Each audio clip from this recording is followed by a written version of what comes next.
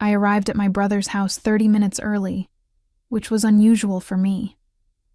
Normally, I timed these family gatherings down to the minute, showing up exactly when expected and leaving as soon as politeness allowed. But today felt different. Today, I wanted to be early. I had news to share, good news for once, and I thought maybe, just maybe, my family would be happy for me. The drive from downtown Phoenix to Clayton's house in the suburbs took 45 minutes through afternoon traffic.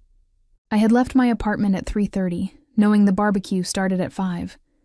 I wanted time to help set up, to be useful, to show them I cared about being part of this family despite everything. Clayton's house sat at the end of a quiet cul-de-sac, a sprawling ranch-style home with a perfectly manicured lawn. His success in commercial real estate development had afforded him this life, and he never let anyone forget it. I pulled into the circular driveway at 4:25, noting that several cars were already there. My sister Victoria's white sedan, my cousin Julian's truck, a few others I recognized as belonging to various family members. I grabbed the potato salad I had made from the passenger seat and walked toward the front door. The house was unlocked, as it always was during family events. Clayton believed in open doors for family, even if his heart remained firmly closed to most of us. The foyer was empty and quiet.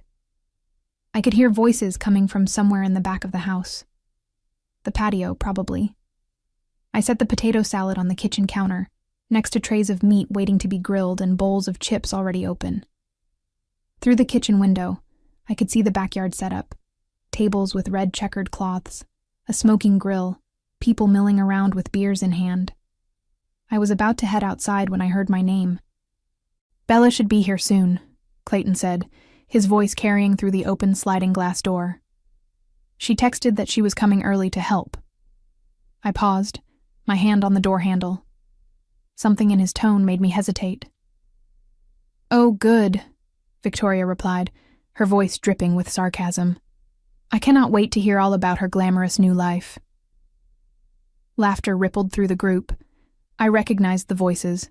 My Aunt Patricia, my Uncle Leonard, Julian, and a few others.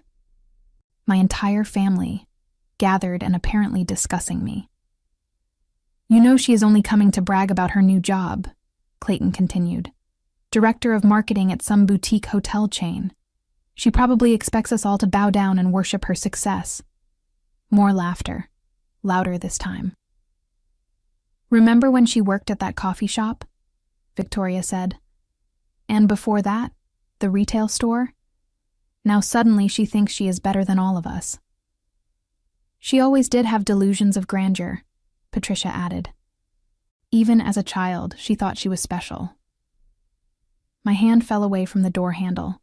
I stood frozen in the kitchen, listening to my family tear me apart. "It would be nice if there was an accident and she never showed up," Victoria said, her voice light and joking, as if she were discussing the weather. "Then we could actually enjoy ourselves without her constant need for attention and validation." The group erupted in laughter. Real, genuine laughter. Not nervous chuckles or polite giggles, but full-throated amusement at the idea of me being hurt or dead. I backed away from the door slowly, carefully, making sure my footsteps did not give me away. My heart pounded so hard, I thought they might hear it through the walls. My hands shook as I grabbed my purse from where I had set it on the counter. 35 years old, and my family still treated me like I was nothing. Like I was a joke. Like I was an inconvenience they wished would disappear. I left the potato salad on the counter. Let them wonder where it came from. Let them think I had never arrived. I walked back through the house, opened the front door as quietly as possible, and slipped outside. My car was still parked in the driveway, so I walked down the street instead, not wanting them to hear the engine start. 2 blocks away, I stopped and leaned against a tree, trying to catch my breath. Tears burned behind my eyes, but I refused to let them fall. I had cried over my family too many times before. I had spent decades trying to earn their love, their respect, their basic human decency, And now I knew the truth. They did not just dismiss me. They actively wished harm upon me. My phone buzzed in my pocket. A text from Clayton. "Where are you? Thought you were coming early?" I stared at the message for a long moment. Then I opened my contacts and scrolled until I found the name I needed. Denise had been my best friend since college. She was the only person who truly understood what my family was like, who had witnessed their casual cruelty over the years and urged me repeatedly to cut them out of my life entirely. I called her. "Hey," she answered on the second ring. "Are you not supposed to be at the barbecue?" "I need your help," I said, my voice surprisingly steady. "And I need you to trust me." Denise met me at a coffee shop 3 miles from Clayton's house. I sat in a corner booth, my hands wrapped around a cup of tea I had no intention of drinking, staring out the window at the parking lot. She slid into the seat across from me, concern etched across her face. "What happened? You sounded upset on the phone." I told her everything. Every word I had overheard, every laugh, every cruel joke at my expense. By the time I finished, her expression had shifted from concern to fury. "I am going to kill them," she said flatly. "I am going to drive to that house right now and tell every single one of them exactly what I think." "No," I said. "I have a better idea." I explained my plan. It was simple, maybe even cruel, but I needed them to understand. I needed them to feel, even for a moment, what it was like to genuinely care about me, to worry about me, to regret their words. Denise listened, her eyes growing wider with each detail. When I finished, she was quiet for a long moment. "You are sure about this?" she asked finally. "They wished I would be in an accident," I said, "so let us show them what that feels like." She nodded slowly. "Okay, I am in. What do you need me to do?" "Call Victoria in 20 minutes, I said, checking the time on my phone. It was 4:50 now. The barbecue had officially started. "Pretend to be a nurse from Phoenix General Hospital. Tell her that I have been in a serious car accident and that I am in critical condition. Be vague about the details, but make it sound urgent. Tell her she needs to come immediately. And then what?" "And then we see how they react," I said. "We see if they actually care, or if they show up just to maintain appearances." Denise pulled out her phone, already pulling up Victoria's number. "I can block my caller ID. Make it look like it is coming from the hospital." "You have done this before?" I asked, raising an eyebrow. "I worked in a hospital for 3 years during grad school," she said. "I know exactly how they talk, how they deliver bad news. I can make this convincing." We spent the next 15 minutes going over the details. What to say, how to say it, what information to give, and what to withhold. Denise had a naturally authoritative voice, perfect for this kind of call. She practiced a few times, adjusting her tone until it sounded appropriately serious and professional. At 5:10, she made the call. I watched her face as she spoke, her expression neutral and focused. "Hello?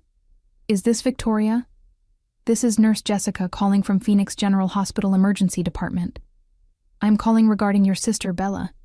She was brought in about 40 minutes ago following a serious motor vehicle accident on Interstate 10. She paused, listening. "Her condition is critical. She sustained significant head trauma and internal injuries. We need family members here as soon as possible. Can you come to the hospital right away?" Another pause. "I cannot give specific details over the phone, but I need to emphasize that time is of the essence. Please come to the main emergency entrance. Ask for Trauma Bay 3. She ended the call and looked at me. "Done. She is freaking out. I could hear people in the background. She is probably already telling everyone." I nodded, a strange calm settling over me. Now we wait. We left the coffee shop and drove separately to a parking garage across the street from Phoenix General Hospital. From the 3rd level, we had a clear view of the emergency entrance. I parked my car and joined Denise in hers, settling into the passenger seat with a pair of binoculars I kept in my trunk for hiking trips. "You really thought this through," Denise said, impressed. "I have had years to think about how much they hurt me," I replied. "I just never had a reason to do anything about it until today." My phone started ringing at 5:25. "Clayton." I declined the call. It rang again immediately. "Victoria this time." I declined that one too. Text messages started flooding in. "Clayton. Where are you? Hospital called. Are you okay? Victoria. Please call me. We are on our way. Please be okay. Julian. Everyone is worried. Call someone.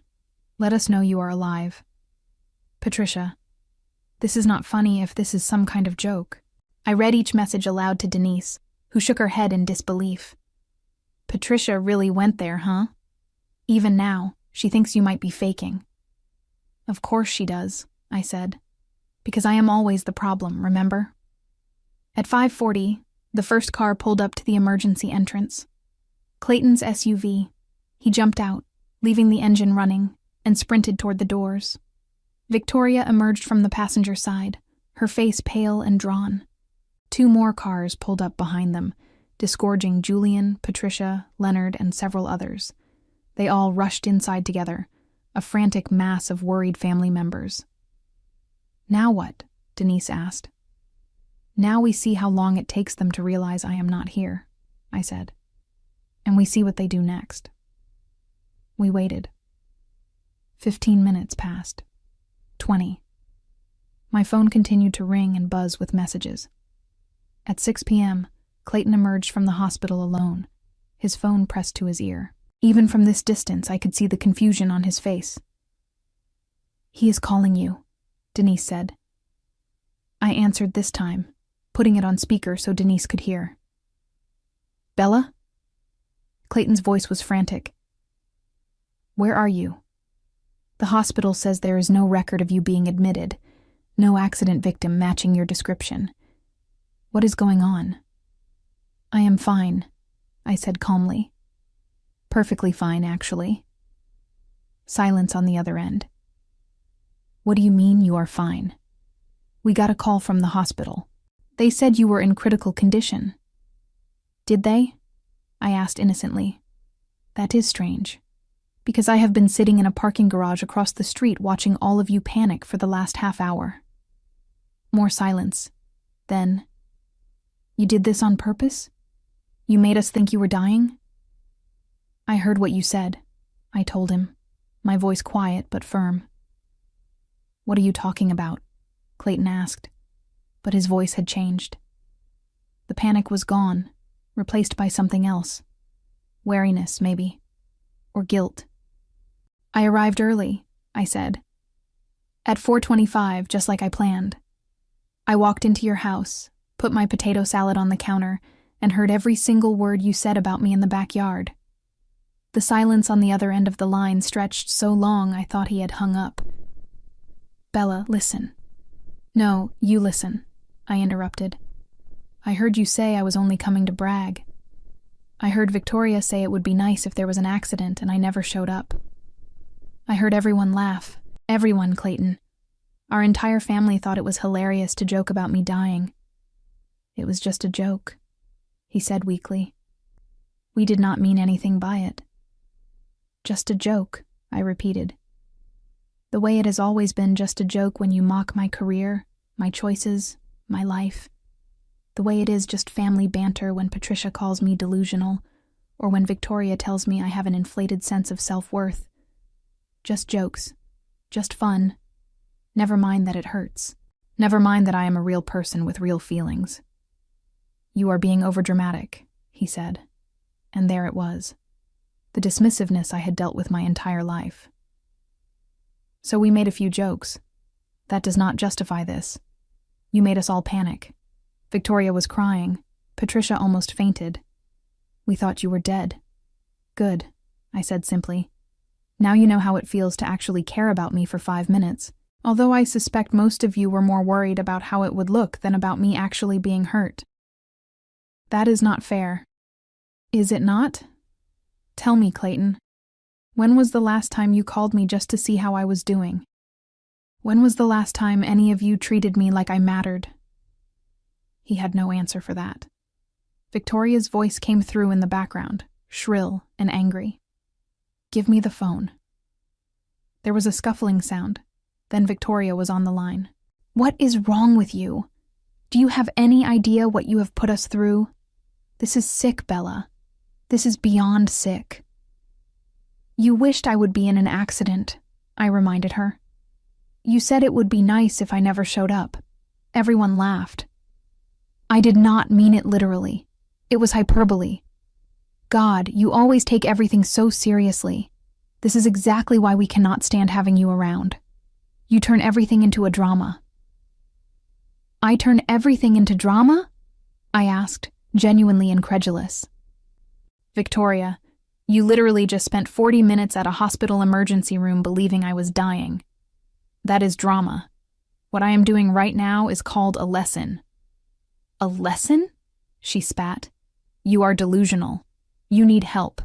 Professional help. Maybe, I agreed.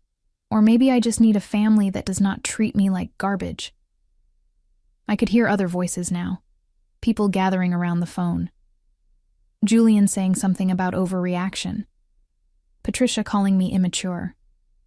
Leonard saying this was typical of me, always seeking attention.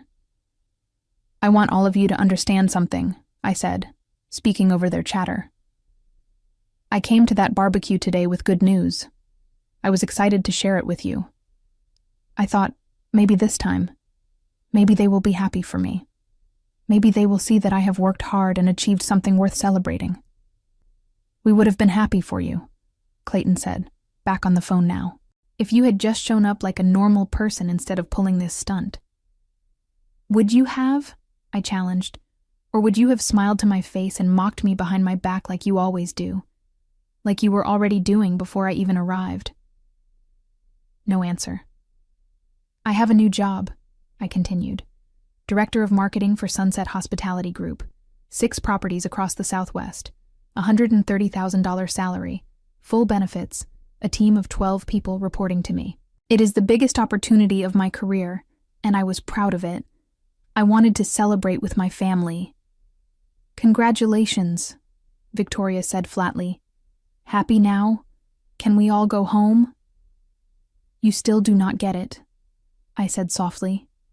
None of you do. This was never about the job or the celebration or even the cruel things you said. This was about showing you, for once in your lives, what it feels like to care about me, to worry about me, to feel actual human emotion directed at me that is not contempt or mockery. We care about you, Clayton protested. We are family. No, I said. Family does not wish death on each other, even as a joke. Family does not mock each other's accomplishments. Family does not make someone feel so worthless that they would rather disappear than spend another minute in their presence. So what now?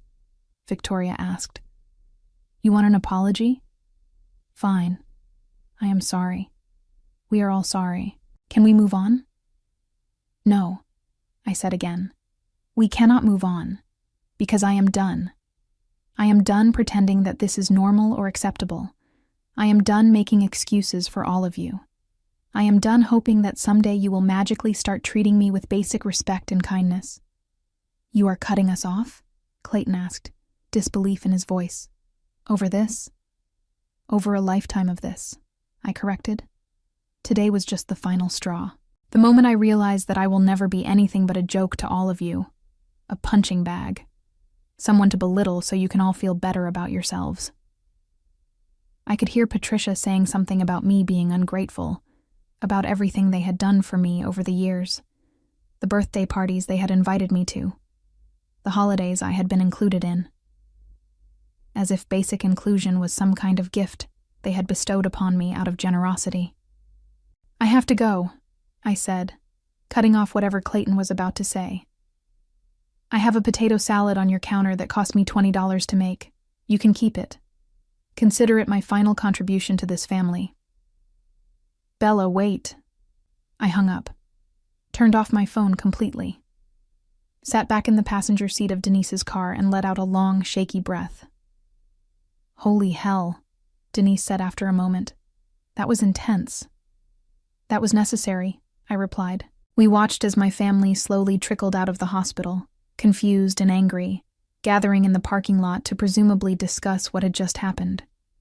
Clayton was gesturing wildly, his face red.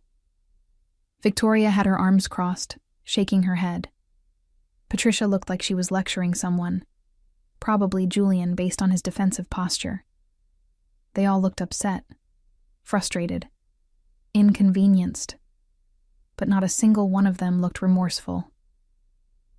"They really do not get it, do they?" Denise observed. "No," I agreed. "They do not. But I do.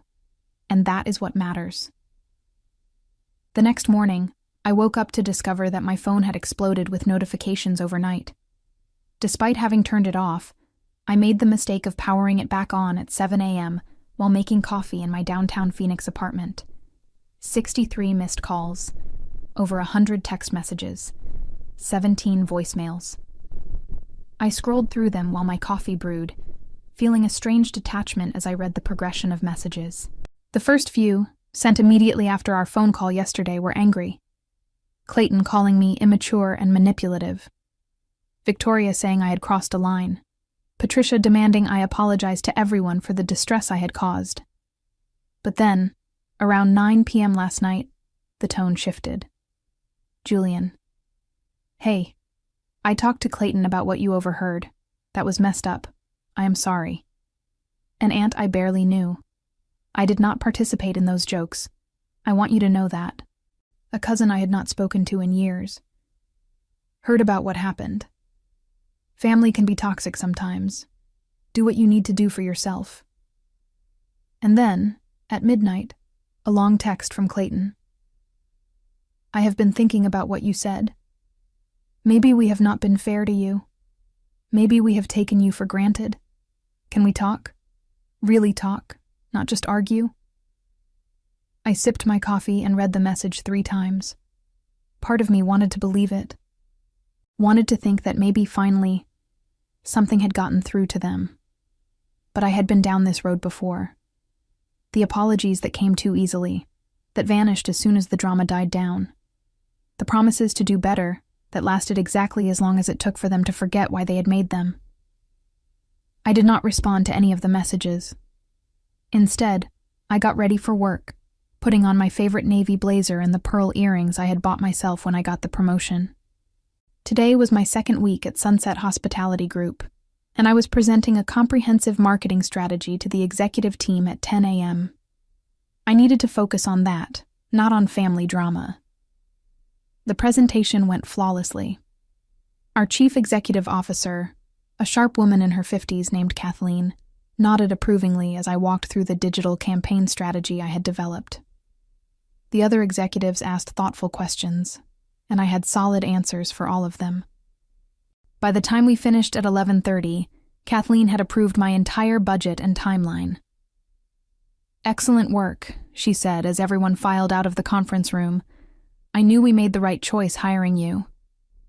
I floated back to my office on the 3rd floor, high on professional validation. This was what mattered. This was real. Not the opinions of people who had never believed in me anyway, but the recognition of colleagues who evaluated me based on merit and results. My assistant, a cheerful 24-year-old named Tyler, knocked on my doorframe around 1 p.m. "Someone is here to see you. Your brother? He does not have an appointment, but he says it is important." My good mood evaporated instantly. "Clayton is here?" That is what he said. Should I tell him you are busy? I considered it. Part of me wanted to hide in my office until he left. But another part, the part that had orchestrated yesterday's hospital drama, wanted to face this head-on. To see what he really wanted. "Give me 5 minutes, then send him in," I said. Tyler nodded and disappeared. I used those 5 minutes to compose myself, to remember that I was not the same person who had arrived at that barbecue yesterday hoping for acceptance. I was someone who had drawn a line, someone who refused to be diminished anymore. Clayton appeared in my doorway exactly 5 minutes later, looking uncomfortable in jeans and a polo shirt among the business-casual office environment. His eyes took in my space. The corner office with windows overlooking downtown, the framed marketing awards on my wall, the view of the city spreading out behind me. "Nice office," he said, and I could not tell if he meant it or if it was another veiled criticism. "Thank you," I replied coolly. "What are you doing here, Clayton?" He stepped inside, closing the door behind him. "We need to talk. Really talk." "I am at work," I pointed out. "I have meetings all afternoon.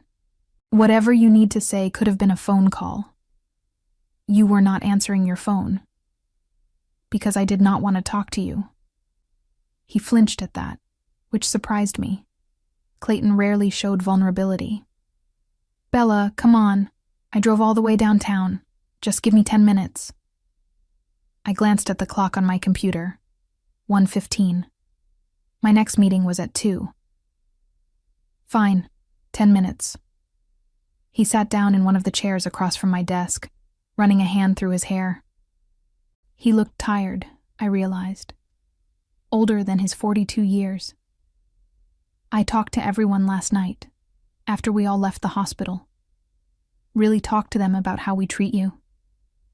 And some people were defensive, Patricia especially. She thinks you overreacted, that you are too sensitive, all the usual stuff." He paused, but Julian pointed something out. He said that if we really thought your feelings did not matter, we would not have all rushed to the hospital. We would not have panicked like we did. "So you do care about me, you just do not like me," I said. "That is supposed to make me feel better?" "That is not what I am saying." He leaned forward, elbows on his knees. "What I am saying is that we do care. We just suck at showing it. We have gotten into this pattern of treating you like you are still that annoying little sister who followed us around and demanded attention. But you are not that person anymore. You have not been for a long time." "I was never that person," I said quietly. "That is who you decided I was because it made it easier to dismiss me." He absorbed that, nodding slowly. "Maybe you are right. Maybe we created this version of you in our heads that justified treating you like we did. I do not know. What I do know is that yesterday scared the hell out of me. When I thought you were actually hurt, actually dying, all I could think about was the last conversation I had with you, which was 3 months ago, at Mom's birthday dinner, where I made some joke about your dating life that made you leave early. I remembered that dinner. He had asked loudly, in front of everyone, if I was ever going to settle down, or if I was going to be single forever. When I said I was happy with my life as it was, he had laughed and said I was just making excuses. I had left before dessert was served. I do not want that to be my last memory of you," Clayton continued. "So what do you want?" I asked, keeping my voice neutral. I refused to make this easy for him. Clayton shifted in his chair, clearly uncomfortable. "I want us to start over, not pretend like nothing happened, but actually try to build something different, something better." "Start over how?" "Family dinners, just talking, getting to know each other as adults instead of stuck in these roles we have been playing since childhood." He gestured around my office. "I did not even know you had this job until yesterday. I did not know what company you worked for, what you did all day, any of it. That is messed up, Bella. That is not how family should be." "Family also should not joke about each other dying," I pointed out. "You are right. It should not. And I am sorry. Not just sorry that you overheard it, but sorry that we said it in the first place. That we have created an environment where that kind of talk seemed acceptable." He met my eyes. "I am genuinely sorry." I wanted to believe him. The desperate, needy part of me that had spent 35 years seeking their approval wanted to grab onto this apology and hold it tight.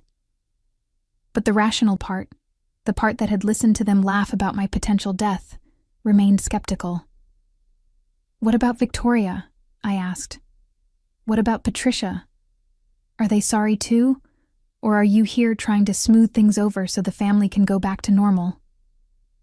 "Victoria is conflicted," he admitted. "She thinks what you did yesterday was wrong, but she also understands why you did it.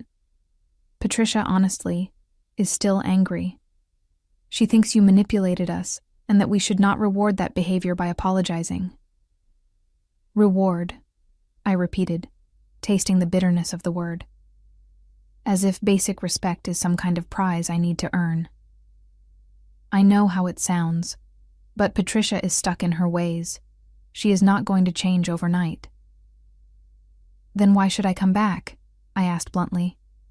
"If half the family still thinks I am the problem, if nothing is actually going to be different, then what is the point?"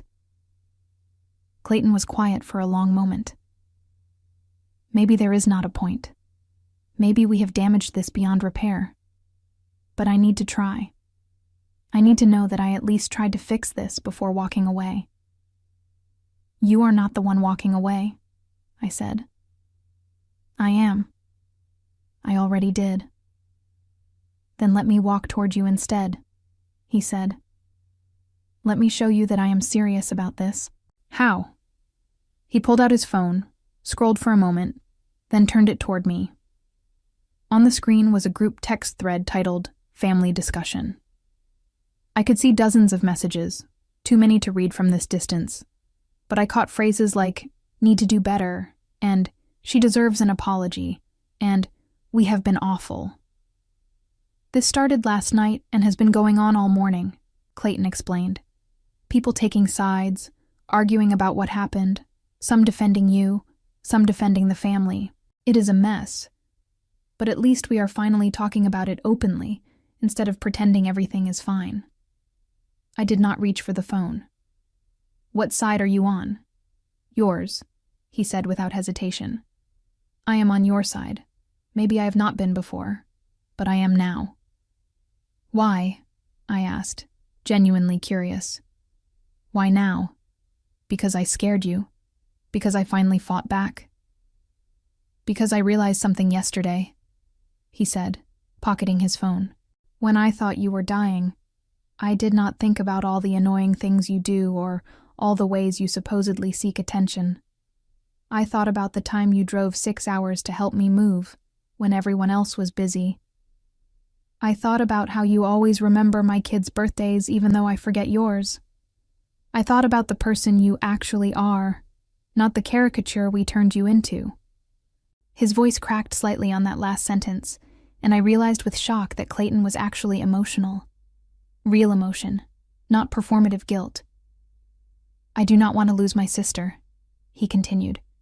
"I do not want to be the kind of person who only appreciates someone when they are gone. So I am here, asking for a chance.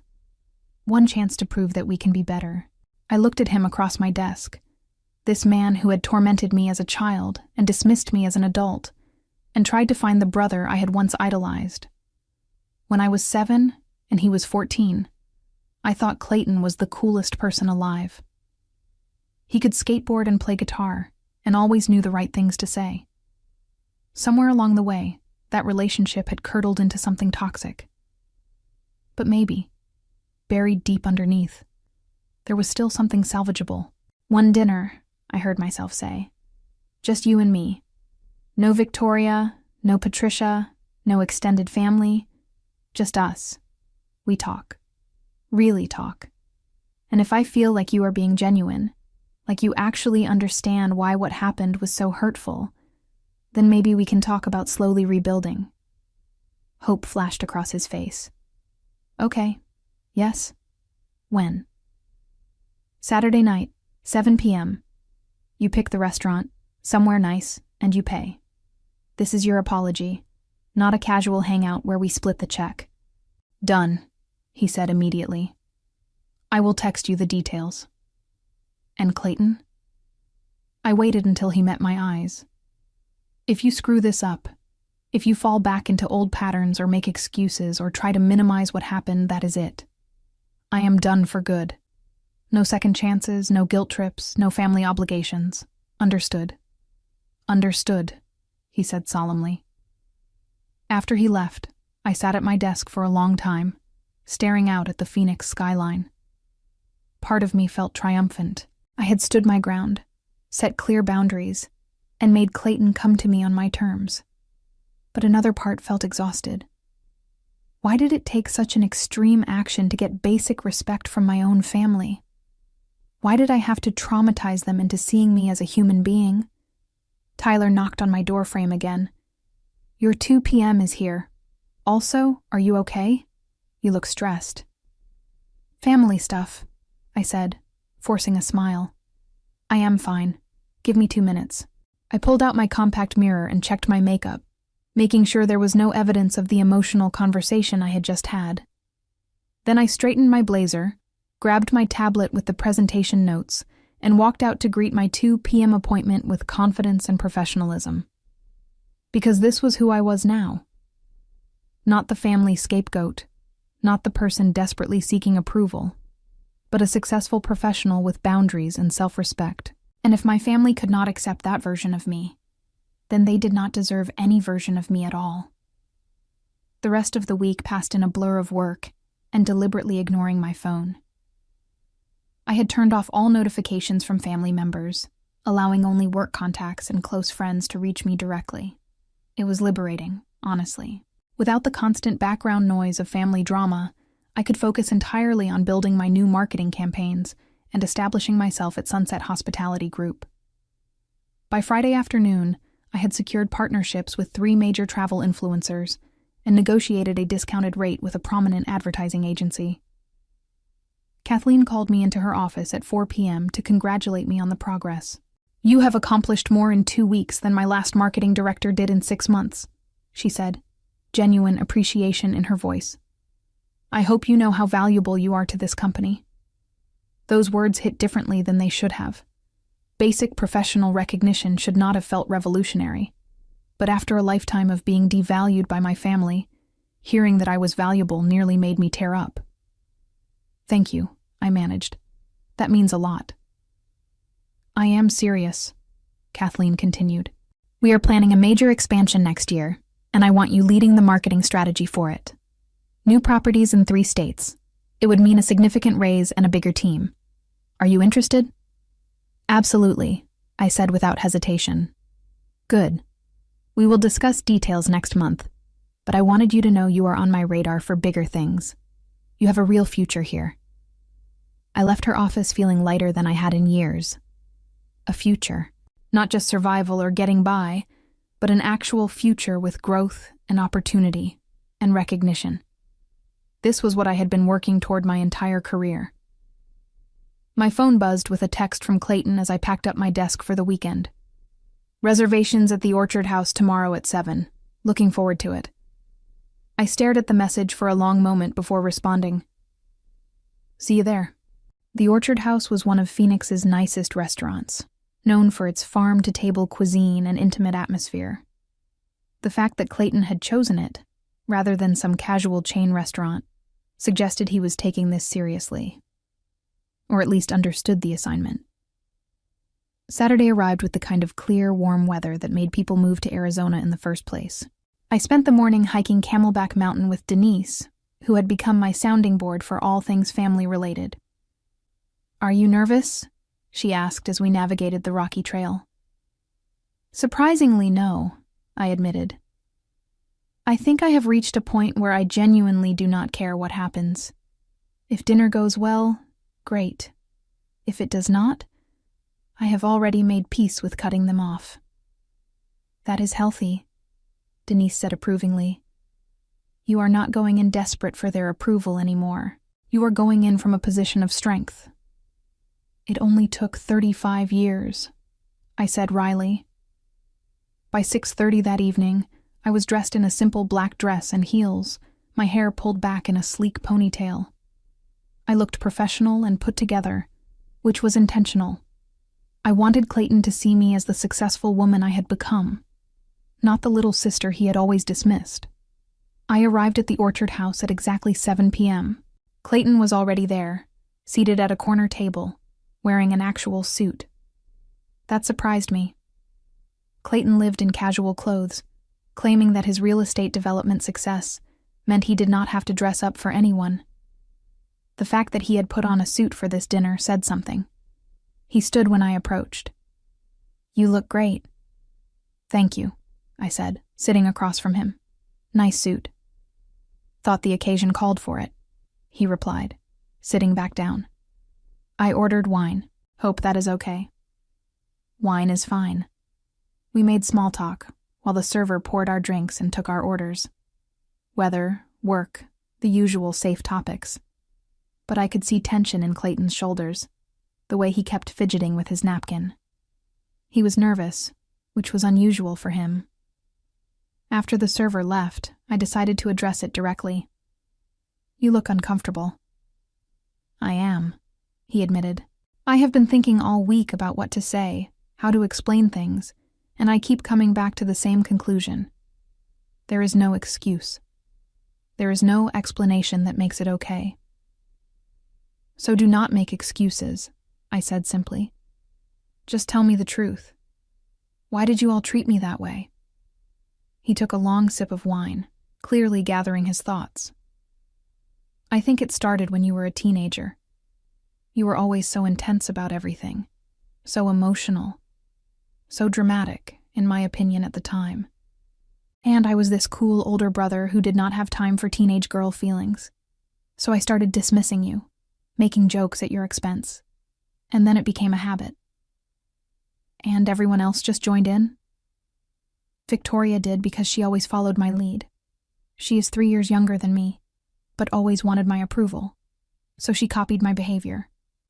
And then Patricia started doing it because she thought it was funny. And it just snowballed from there until the entire family treated you like the punchline to a joke nobody else found funny." "Except I was not a joke," I said quietly.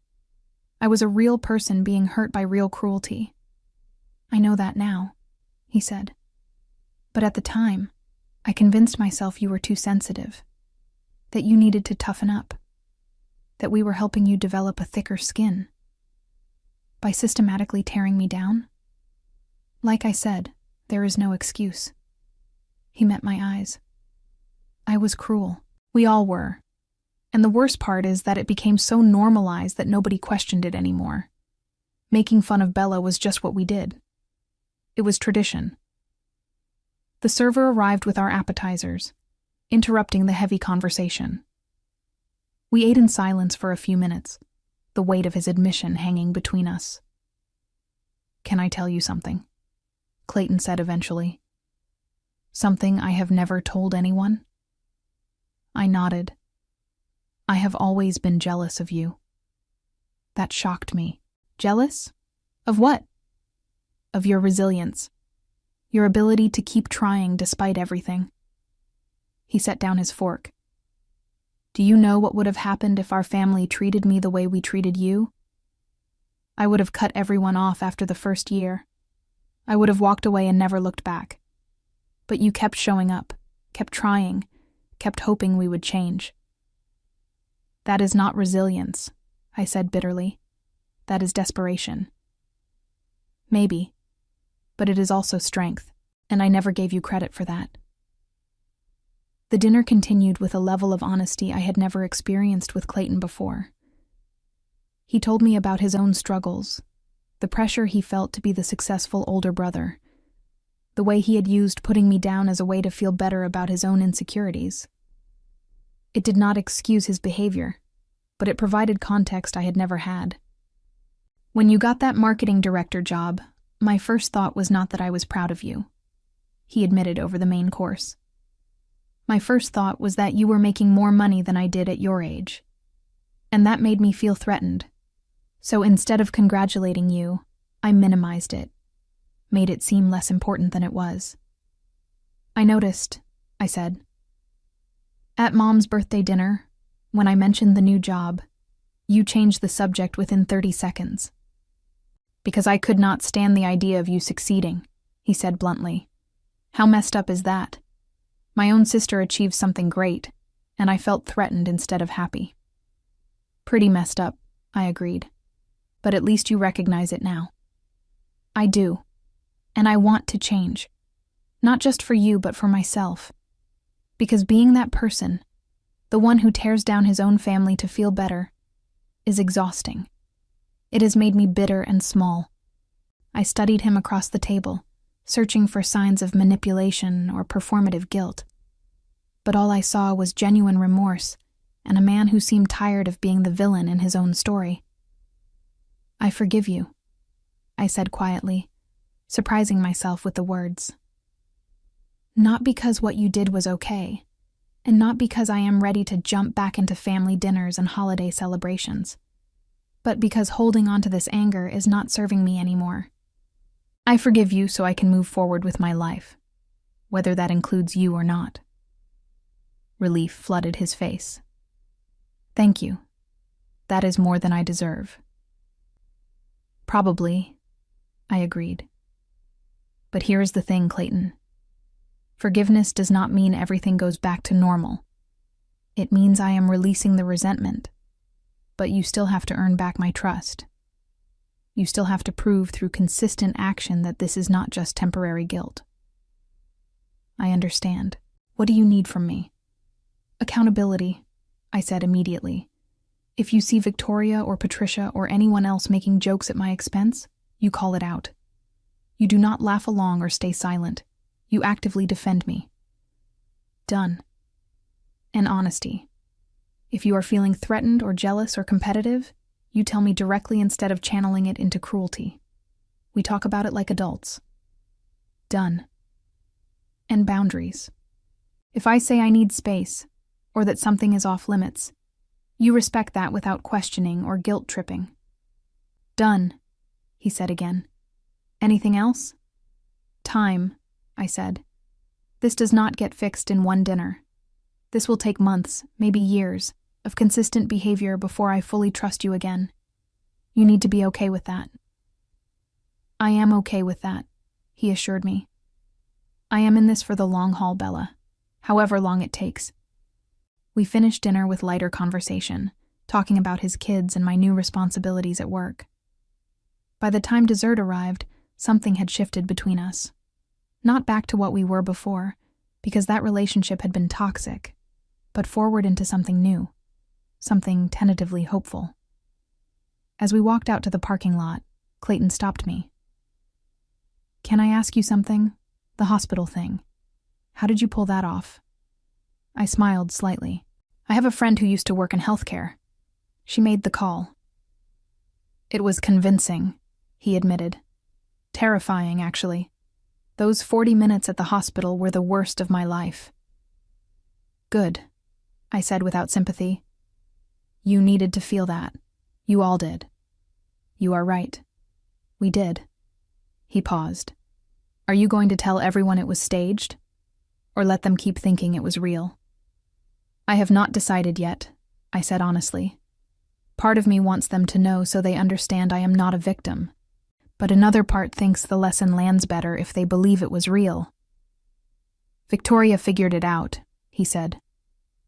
She called around to other hospitals after we left, and when none of them had any record of an accident involving your name, she put it together. She is furious, by the way. Of course she is, because now she has to confront the fact that she wished death on me and meant it enough that she believed it happened. Are you going to talk to her? Eventually. But not until she is ready to have the same conversation we just had. Not until she is ready to take real accountability, instead of just being angry that I outsmarted her. Clayton laughed at that. You did outsmart all of us. I will give you that. We said goodbye in the parking lot, and for the first time in as long as I could remember, the hug he gave me felt genuine. Not performative or obligatory, but real. I drove home feeling lighter than I had in weeks. Not because everything was fixed, because it was not, but because I had proven to myself that I could stand up for myself and survive, that I could demand better treatment and walk away if I did not get it, that I was worth fighting for, even if I had to be the one doing the fighting. Sunday morning brought an unexpected visitor to my apartment.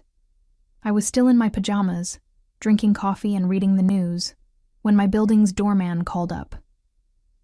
"Someone here to see you. Says her name is Victoria." I almost told him to send her away, but curiosity won out. Send her up. Victoria appeared at my door 3 minutes later, looking exhausted. No makeup, hair in a messy ponytail, dressed in yoga pants and an oversized sweatshirt. This was not the polished, put-together sister I was used to seeing. "Can I come in?" she asked. I stepped aside, letting her enter.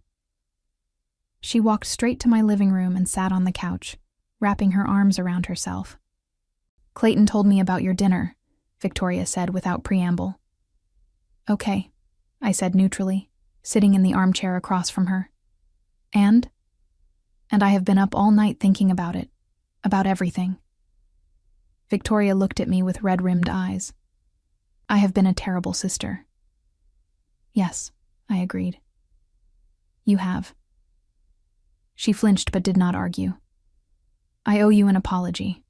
A real one, not the half-hearted sorry I gave you on the phone at the hospital." "I am listening." Victoria took a shaky breath. "When I said it would be nice if there was an accident and you never showed up, I did not mean it. Not literally. I was just being mean because making fun of you was easy and made everyone laugh. But when I got that call from the hospital, when I thought you were actually dying, I realized something horrible." She paused, tears starting to fall. "For those 40 minutes when I thought you were in critical condition, all I could think about was how I would have to live with the fact that my last words about you were wishing you dead. How I would have to explain to my kids that their aunt was gone, and the last thing I said about her was cruel and petty.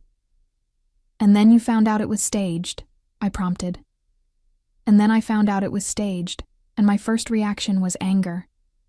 Because being angry was easier than facing the guilt.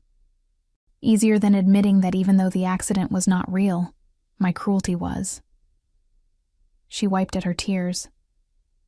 "I called around to other hospitals because I wanted proof that you were lying. I wanted ammunition to use against you.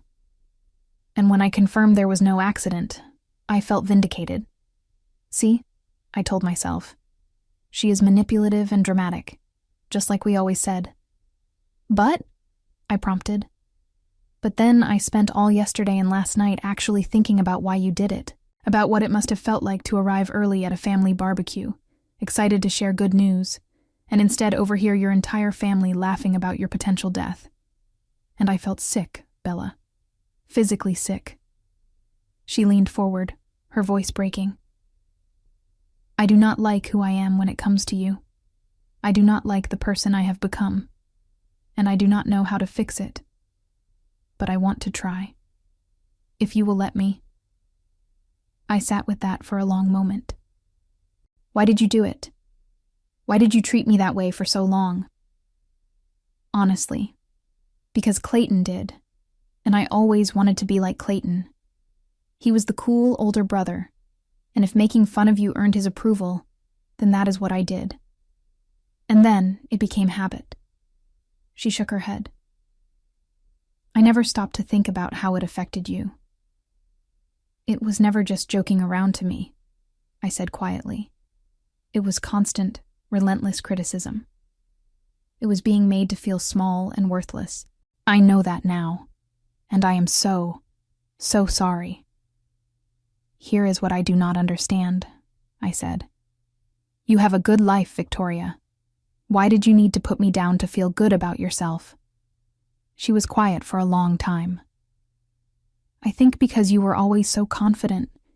Even when we tore you down, you kept trying, kept showing up. And that made me feel inadequate. So instead of admiring that, I resented it.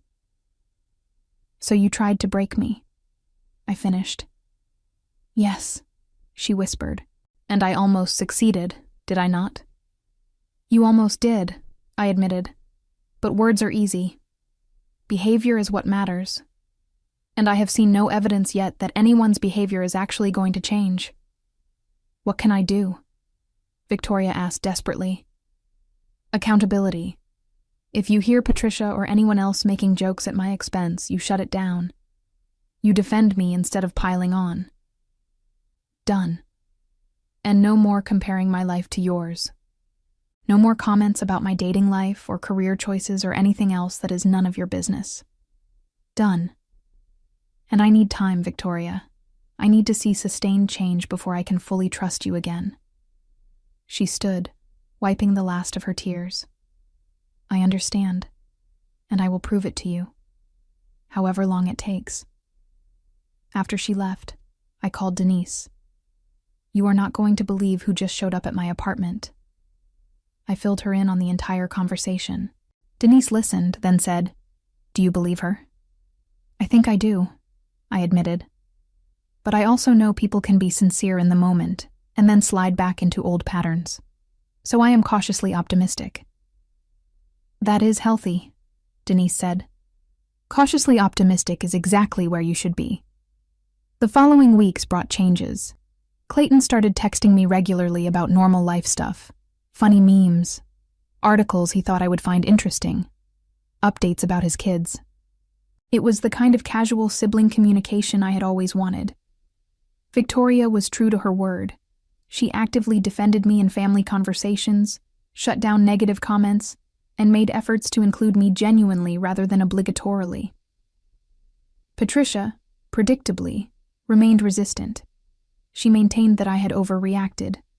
But the rest of the family was moving forward without her, and she found herself increasingly isolated when she made critical comments that nobody laughed at anymore. The real test came at Thanksgiving. Patricia was hosting, and I was invited. Clayton called personally to extend the invitation, making it clear I was welcome but not obligated. If you come, I promise to shut down any negativity immediately, he said. And if you do not come, I completely understand. I went, but I arrived with an escape plan, parked where I could leave easily, and told Denise to call me with a fake emergency if needed. The first hour was awkward. Patricia greeted me coolly but politely.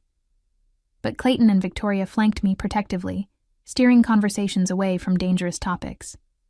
When Patricia made a snide comment about my vegetarian dish, Victoria immediately said, Actually, I love it. Can you send me the recipe, Bella? When an uncle started to joke about my single status, Clayton cut him off with, Bella's personal life is her business. By dinner, I had relaxed enough to actually enjoy myself. For the first time in years, I felt like I was actually part of the family rather than an outsider. After Thanksgiving, Clayton pulled me aside. Thank you for coming. I know it was not easy. It was not as hard as I thought it would be, I admitted. You and Victoria did a good job. We meant it when we said we would protect you. You are our sister. We should have been doing this all along. As I drove home that night, I reflected on the journey of the past 2 months, from overhearing those cruel words, to orchestrating the fake hospital emergency, to slowly rebuilding relationships. It had been messy and painful, but also necessary. I had learned that I could not force people to change, but I could control my own boundaries. I had learned that forgiveness did not mean accepting bad behavior, but releasing resentment while protecting myself. I had learned that sometimes the only way to get people to see you was to show them what losing you would feel like. 2 weeks after Thanksgiving, Patricia finally reached out. Not with an apology, but with an invitation to coffee. I accepted, curious to see what she wanted. We met at a cafe near her house. For the first hour, she talked about everything except what had happened. The weather, her garden, her neighbor's new dog. Finally, I said, Why did you invite me here, Patricia? She set down her coffee cup carefully. Because everyone keeps telling me I owe you an apology, and I have been too stubborn to admit they are right. She paused. But they are right. I was cruel to you at that barbecue and for years before that. And when you called us out on it, I got defensive. I am sorry, Bella. Truly sorry. It was not the most eloquent apology, but it was genuine. I could see in her eyes that it had cost her something to admit she had been wrong. Thank you. I said simply. I appreciate that. We did not become close after that conversation, but the hostility dissipated. Patricia treated me with basic respect, which was all I had ever really wanted. The months that followed brought continued growth. Clayton and Victoria maintained their efforts, proving through consistent action that their apologies were genuine. They included me in family events without making it feel obligatory. They defended me when others made careless comments. They asked about my life with genuine interest rather than judgment. I continued to thrive at Sunset Hospitality Group. The promotion Kathleen had mentioned became official in January, along with a significant raise and expanded responsibilities. I built a team that respected my leadership and a professional reputation I was proud of. I maintained careful boundaries with my family, attending some gatherings and skipping others based on my own needs rather than obligation. I built a life that felt authentic and fulfilling, surrounded by people who appreciated me. When I looked back on that day at the barbecue, overhearing their cruelty, I realized it had been a turning point. It had given me permission to stop begging for scraps of affection and to instead demand the respect I deserved. The fake hospital call had been extreme, perhaps even cruel in its own way, but it had accomplished what years of honest communication never could. It forced my family to feel genuine fear about losing me, to confront what my absence would actually mean, and to recognize that their treatment of me had real consequences. Patricia faced her own reckoning as family members, emboldened by my stand, started calling out her critical behavior toward everyone. She found herself increasingly isolated at gatherings, her sharp comments met with uncomfortable silence instead of laughter. Within months, she had become noticeably softer, more careful with her words, finally understanding that cruelty no longer earned her social currency. Victoria threw herself into being a better sister, and found that the communication skills she developed improved her marriage and friendships as well. Clayton lost a major client who had witnessed how he spoke about family, and decided they did not want to work with someone who lacked basic integrity in personal relationships. The financial hit was significant enough to make him reevaluate every relationship in his life. The entire family dynamic shifted permanently, with people thinking twice before making cruel jokes, knowing I had proven I would not tolerate mistreatment and that others might follow my lead in demanding better. As for me, I built a life I was proud of, one where I was valued and respected. I learned that sometimes the most powerful thing you can do is show people what losing you looks like, and that standing up for yourself is not selfish but necessary. Sometimes revenge is not about destruction, but about reconstruction, about tearing down toxic patterns and rebuilding something healthier in their place, even if it means shocking people into awareness first. Looking back on my revenge journey, I realized the greatest victory was not in making them suffer, but in finally freeing myself from the need for their approval and discovering that my worth had never depended on their validation in the first place.